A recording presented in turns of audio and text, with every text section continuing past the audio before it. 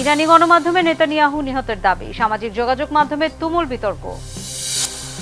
খামেনির মৃত্যুর পর নতুন অধ্যায়, ক্ষমতা নিয়েই ইসরায়েলে হামলার নির্দেশ দিলেন মুস্তফা খামেনি। ধ্বংসের পথে যুক্তরাষ্ট্র, বিশ্ব দেখবে তাদের পতন, চীনা অধ্যাপকের ভয়ঙ্কর পূর্বাভাস।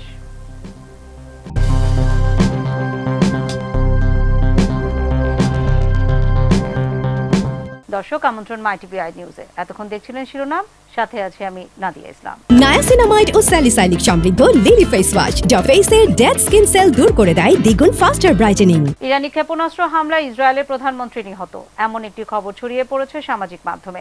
দাবি করা হচ্ছে হামলায় মারা গেছেন ইসরায়েলের প্রধানমন্ত্রী বেনিয়ামিন নেতানিয়াহু এবং আহত হয়েছেন জাতীয় নিরাপত্তা মন্ত্রী ইতামার বেন গিভর।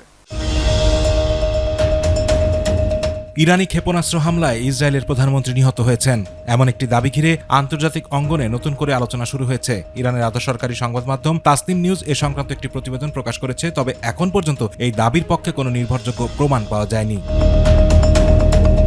প্রতিবেদনে বলা হয়, সামাজিক যোগাযোগ মাধ্যম এক্সে করা একটি পোস্টের সূত্র ধরে এই দাবি উঠেছে। ওই পোস্টটি মার্কিন গোয়েন্দা কর্মকর্তা স্কট রিটার্ন নামে একটি অ্যাকাউন্ট থেকে করা হয়েছে বলে উল্লেখ করা হয়। সেখানে দাবি করা হয়, ইরানি ক্ষেপণাস্ত্র ইসরায়েলের প্রধানমন্ত্রী বেনিয়ামিন নেতানিয়াহুর সরকারি বাসভবনে আঘাত হানে এবং ঘটনাস্থলেই তিনি নিহত হন।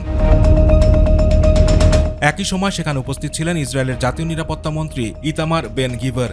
হামলায় তিনি আহত হয়েছেন বলেও ওই পোস্টে দাবি করা হয়েছে। তবে গুরুত্বপূর্ণ বিষয় হলো, এক্স অ্যাকাউন্ট থেকে এই পোস্টটি করা হয়েছে সেটি সত্যি স্কট রিটারের কিনা তা এখনও নিশ্চিত করা যায়নি। এছাড়া তাসনিম নিউজের প্রতিবেদনে হামলার কোনো সরাসরি প্রমাণ বা নিশ্চিত ক্ষয়ক্ষতির তথ্যও দেওয়া হয়নি। ফার্সি ভাষায় প্রকাশিত প্রতিবেদনে কয়েকটি পরিস্থিতিগত বিষয় তুলে ধরা হয়েছে। এর মধ্যে রয়েছে সাম্প্রতিক সময় নেতানিয়াহুর কোনো নতুন ভিডিও প্রকাশ না হওয়া, তার বাসভবনের আশেপাশে নিরাপত্তা জোরদারের বিষয়ে ইসরায়েলি গণমাধ্যমের কিছু প্রতিবেদন এবং মার্কিন বিশেষ দূত স্টিভ উইটকফ ও জ্যারেড কুশনারের কথিত সফর স্থগিত হওয়ার তথ্য। এছাড়া ফ্রান্সের প্রেসিডেন্ট ইমানুয়েল ম্যাক্রোর সঙ্গে নেতানিয়াহুর একটি ফোনালাপের কথাও প্রতিবেদনে উল্লেখ করা হয়েছে, তবে সেই কথোপকথনের নির্দিষ্ট তারিখ উল্লেখ করা হয়নি। এদিকে ইসরায়েলের প্রধানমন্ত্রীর দপ্তর এখন পর্যন্ত এ বিষয়ে কোনো আনুষ্ঠানিক প্রতিক্রিয়া জানায়নি। সরকারি নথি অনুযায়ী নেতানিয়াহুর নামে সর্বশেষ বিবৃতি প্রকাশিত হয়েছিল 7 মার্চ। সেদিন তিনি ইসরায়েলের বীরশেবা এলাকায় ইরানি ক্ষেপণাস্ত্র হামলায় আহতদের দেখতে গিয়েছিলেন। ইরানি গণমাধ্যমে নেতানিয়াহু নিহত হবার দাবি এবারই প্রথম নয়। এর আগেও 2 মার্চ কয়েকটি ইরানি গণমাধ্যম এই ধরনের প্রতিবেদন প্রকাশ করেছিল। তখন বলা হয়েছিল, ইরানি ক্ষেপণাস্ত্র হামলায় প্রধানমন্ত্রীর দপ্তর ধ্বংস হয়ে গেছে এবং তিনি নিহত হয়েছেন। তবে পরে আন্তর্জাতিক সংবাদ মাধ্যমগুলো সেই খবরকে ভিত্তিহীন গুজব বলে উল্লেখ করে। সব মিলিয়ে এখন পর্যন্ত ইরানি গণমাধ্যমে প্রকাশিত এই দাবির পক্ষে কোনো স্বাধীন বা নির্ভরযোগ্য প্রমাণ পাওয়া যায়নি। ফলে বিষয়টি নিয়ে ধোঁয়াশা থাকলেও আন্তর্জাতিক মহলে এটিকে যাচাইহীন তথ্য হিসেবেই দেখা হচ্ছে। আতিকুর রহমান তিতাস, মাই টিভি। গত 10 দিনে ইরানের 5000-এর বেশি সামরিক লক্ষ্যবস্তু ধ্বংস করার দাবি করেছে যুক্তরাষ্ট্র। মার্কিন প্রতিরক্ষা বাহিনীর কেন্দ্রীয় কমান্ড সেন্টকম বলেছে, বিমান ও ক্ষেপণাস্ত্র হামলায় ধ্বংস হয়েছে যুদ্ধজাহাজ, ক্ষেপণাস্ত্র স্থাপনা, ড্রোন কারখানা এবং সামরিক কমান্ড কেন্দ্র। ইরানের পরমাণু কর্মসূচি নিয়ে আলোচনা ভেঙে যাওয়ার পরই শুরু হয় এই অভিযান। পাল্টা হামলা চালিয়ে যুক্তরাষ্ট্র ও মিত্র দেশগুলোর ঘাঁটিতে ড্রোন এবং ক্ষেপণাস্ত্র ছুড়েছে তেহরান। মধ্যপ্রাচ্য উত্তেজনা কমেই বাড়ছে। গত 10 দিনে ইরানের 5000-এর বেশি সামরিক লক্ষ্যবস্তু ধ্বংস করার দাবি করেছে যুক্তরাষ্ট্র। মার্কিন প্রতিরক্ষা বাহিনীর কেন্দ্রীয় কমান্ড সেন্টকম আজ মঙ্গলবার এক বিবৃতিতে এই তথ্য জানিয়েছে। সেন্টকমের দাবি অনুযায়ী ধ্বংস হওয়া লক্ষ্যবস্তুর মধ্যে রয়েছে ইরানের 50টিরও বেশি যুদ্ধজাহাজ ও নৌযান। এছাড়া আকাশ প্রতিরক্ষা ব্যবস্থা, ব্যালিস্টিক ক্ষেপণাস্ত্র স্থাপনা, ক্ষেপণাস্ত্র ও ড্রোন তৈরির কারখানা, সামরিক যোগাযোগ কেন্দ্র এবং একাধিক কমান্ড কেন্দ্র হামলায় ধ্বংস হয়েছে বলে দাবি করা হয়েছে।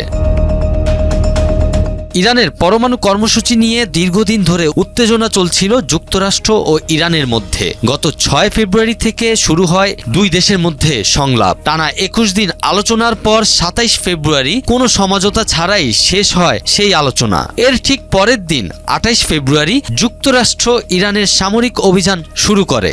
এই অভিযানের নাম দেওয়া হয় অপারেশন এপিক ফিউরি। একই সময় যুক্তরাষ্ট্রের ঘনিষ্ঠ মিত্র ইসরায়েল ও ইরানে পৃথক সামরিক অভিযান শুরু করে, যার নাম অপারেশন রোয়ারিং লায়ন। যুদ্ধের প্রথম দিনই বড় ধরনের ধাক্কা খায় ইরান। বিভিন্ন প্রতিবেদনে বলা হয়েছে সেদিন নিহত হন ইরানের সর্বোচ্চ নেতা আয়াতুল্লাহ আল খামিনি এবং সামরিক ও বেসামরিক অন্তত 40 জন শীর্ষ পর্যায়ের কর্মকর্তা। রাজধানী তেহরান সহ দেশের বিভিন্ন শহরে বিমান হামলা চালানো হয়।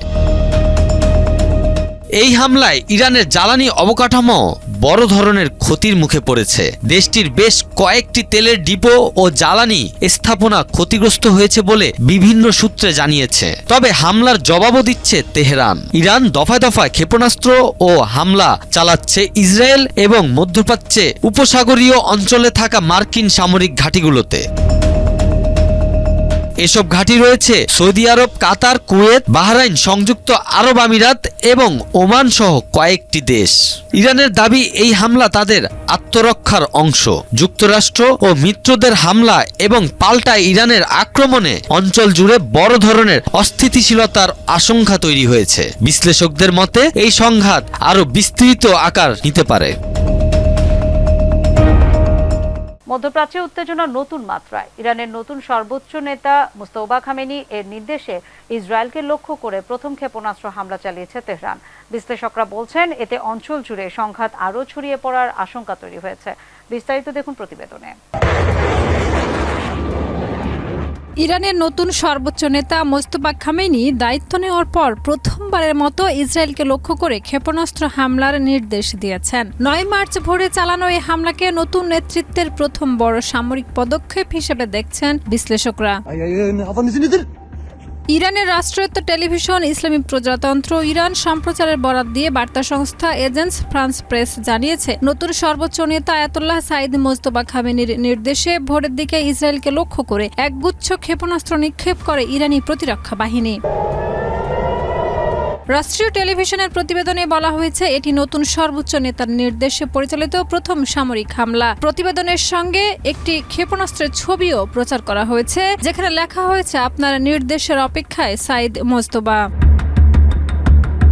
গত 28 ফেব্রুয়ারি ইরান ইসরায়েল যুক্তরাষ্ট্র সংঘাতের প্রথম দিনেই নিহত হন ইরানের সর্বোচ্চ নেতা আয়াতুল্লাহ আলী খামেনি। তার মৃত্যুর মাত্র 9 দিনের মাথায় দেশটির প্রভাবশালী পরিষদ বিশেষজ্ঞদের সমাবেশ তার ছেলে মোস্তফা খামেনিকে নতুন সর্বোচ্চ নেতা হিসেবে নির্বাচন করে। ইরানের ক্ষমতা কাঠামোয় সর্বোচ্চ নেতার অবস্থান একেবারে শীর্ষে। তিনি দেশের সশস্ত্র বাহিনীর সর্বাধিনায়ক এবং সামরিক, গোয়েন্দা, অর্থনীতি ও রাজনীতি সহ রাষ্ট্রের গুরুত্বপূর্ণ সব সিদ্ধান্তে চূড়ান্ত কর্তৃত্ব তার হাতেই থাকে। বিশ্লেষকদের মতে দায়িত্ব নেওয়ার পরপরই এই ক্ষেপণাস্ত্র হামলা নতুন নেতার শক্ত অবস্থানের বার্তা দিচ্ছে। একই সঙ্গে এটি মধ্যপ্রাচ্যে চলমান উত্তেজনাকে আরও বাড়িয়ে দিতে পারে বলেও আশঙ্কা করা হচ্ছে। বিশেষজ্ঞরা বলছেন এই হামলা শুধু ইরান ইসরায়েল দ্বন্দ্বেই সীমাবদ্ধ থাকবে না। পরিস্থিতি আরও জটিল হলে মধ্যপ্রাচ্যের বিস্তৃত অঞ্চলেও এর প্রভাব পড়তে পারে। ফলে অঞ্চল জুড়ে নতুন করে সংঘাত বাড়ার আশঙ্কা দেখা দিয়েছে। Shahida Ruby, MyTV. মধ্যপ্রাচ্যের যুদ্ধের মধ্যে ভাইরাল চীনা অধ্যাপক জুয়েকিন জিয়াংয়ের ভবিষ্যৎবাণী। তিনি 2 বছর আগে বলেছিলেন ট্রাম্প দ্বিতীয়বার ক্ষমতায় আসবেন এবং ইরানের সঙ্গে সংঘাতে জড়াবেন। আজ সেটি সত্যি প্রমাণিত। এখন নজর তার তৃতীয় পূর্বাভাসে। যুক্তরাষ্ট্র পরাজিত হবে এবং রাষ্ট্রটি ধ্বংসের পথে যাবে। বিস্তারিত দেখুন টেক্সট রিপোর্টে। মধ্যপ্রাচ্যে চলমান সংঘাতের কথা 2 বছর আগে থেকেই পূর্বাভাস দিয়েছিলেন বেইজিং এর দর্শন ও ইতিহাস পড়ানো অধ্যাপক জুয়েকিন জিয়াং। 2024 সালের মে মাসে এক বক্তৃতায় তিনি বলেছিলেন যুক্তরাষ্ট্রের সাবেক প্রেসিডেন্ট ডোনাল্ড ট্রাম্প দ্বিতীয়বার ক্ষমতায় ফিরে আসবেন এবং ভূ রাজনৈতিক চাপের কারণে ইরানের সঙ্গে সরাসরি সংঘাতে জড়াতে বাধ্য হবেন। এই দুইটি পূর্বাভাস তিনি নিজস্ব ইউটিউব চ্যানেলে প্রকাশ করেছিলেন। বর্তমান পরিস্থিতিতে জিয়াং এর সেই অনলাইন বক্তৃতা সামাজিক মাধ্যমে নতুন করে ভাইরাল হয়েছে। তার দুটি পূর্বাভাস ইতিমধ্যে সত্য প্রমাণিত হওয়ায় অনেকেই তাকে চীনের নাস্তাদামুস বলে অভিহিত করছেন। জিয়াং মার্কিন প্রেসিডেন্ট সম্পর্কিত 3টি ভবিষ্যৎবাণী করেছিলেন, এর মধ্যে 2টি ইতিমধ্যেই সত্য হয়েছে, তবে তৃতীয়টি এখনো অপেক্ষমান। সবচেয়ে গুরুত্বপূর্ণ এই তৃতীয় পূর্বাভাসটি ছিল মধ্যপ্রাচ্যের এই সংঘাতে যুক্তরাষ্ট্র পরাজিত হবে এবং রাষ্ট্রটি ধ্বংসের পথে যাবে। জিয়াং ইয়েল কলেজ থেকে স্নাতক হওয়ার পর থেকে ইতিহাস ও দর্শনের আলোকে অতীতের ঘটনা, ঐতিহাসিক চক্র এবং ভূ রাজনৈতিক তথ্য বিশ্লেষণ করে ভবিষ্যতের সম্ভাব্য প্রবণতা চিহ্নিত করার কাজ করেন। এই পদ্ধতিকে তিনি প্রেডিক্টিভ হিস্ট্রি বা ভবিষ্যৎবাণীমূলক ইতিহাস হিসেবে পরিচিতি দিয়েছেন। জিয়াংয়ের মতে ইরানের সঙ্গে চলমান সংঘাত শুধুমাত্র সামরিক সংঘাতেই সীমাবদ্ধ থাকবে না, এতে মধ্যপ্রাচ্যের অন্যান্য দেশও জড়িত হতে পারে এবং তেহরান ও ওয়াশিংটনের বিবাদ রূপ নেবে রক্তক্ষয়ী ও বিপজ্জনক ভূ রাজনৈতিক সংঘর্ষে। এর ফলে বিশ্বব্যাপী জ্বালানি সরবরাহ ব্যাহত হবে, যা আন্তর্জাতিক আর্থিক বাজারকেও প্রভাবিত করবে।